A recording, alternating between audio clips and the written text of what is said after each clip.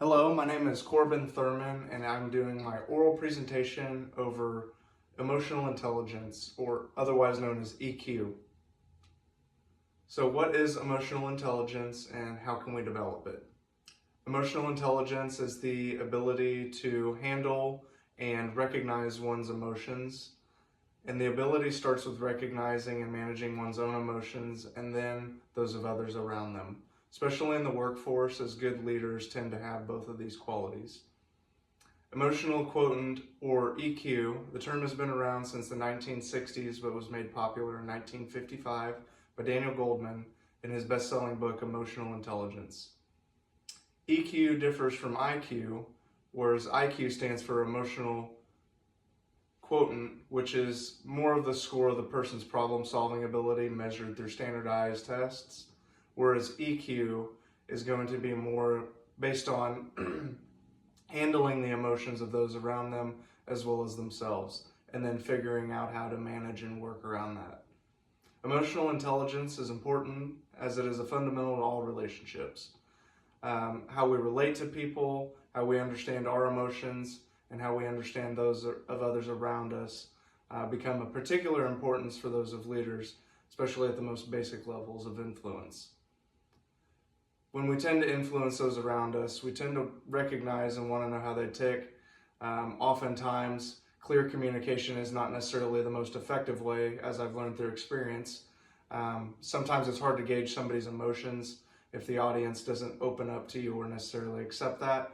And having a good sense of EQ allows you the capability to perceive those moments and how to handle different individuals that you might be leading or that might be working for you in the workforce.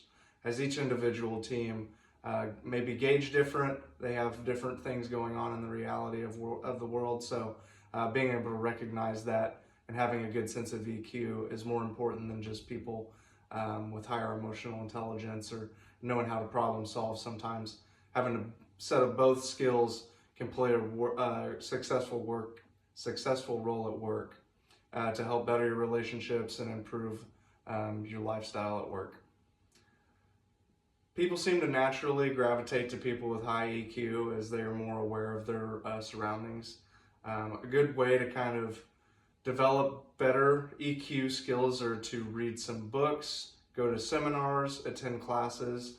I found that during this study, books were great, as Goldman's model really highlighted the top four things we need to do to develop a good set of EQ skills, that being self-awareness, self-regulation, motivation, empathy, and then being able to use those as far as incorporated into our day-to-day lifestyle as how we lead people. It'll allow us to have a better understanding of our own strengths and weaknesses the more we're able to recognize these things. Doing things like journaling, being able to look back and reflect kind of on how maybe your day-to-day tasks went in the office, or how you may be interacting with people outside of work if that's something that you want to incorporate in your leadership skills. You may be part of a ministry or something to where people have to follow you, and sometimes journaling and figuring out maybe how things went versus another way of style of doing things may be a good way to reflect. Goal setting is another good one. It's a good way to build momentum, to enhance your motivation, as we all have trouble sometimes getting started. Writing things down can be a great way to do that. As far as improving your empathy, maybe start by working on listening and using those listening skills a little bit.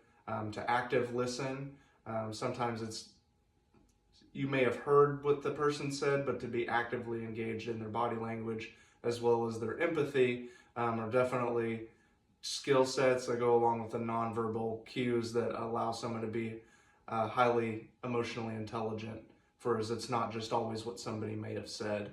And then the last thing being social skills. This starts with carrying out to be just authentic with your interactions. People can pick up on if you're empathetic or not pretty quickly.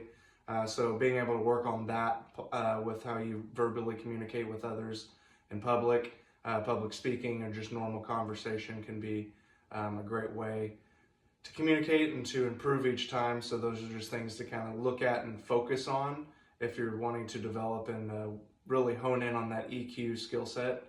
There are websites, and I'm sure online, that you can go to on and pamphlets on how to become more emotionally intelligent. I found a handful of different things that helped along with doing my research on this subject. I found personally that self-awareness and self-regulation with the motivation, those are three things that I need to work on personally. So as we all know, that we all have somebody in the office that we could probably sit there and hone in on what they could be doing differently.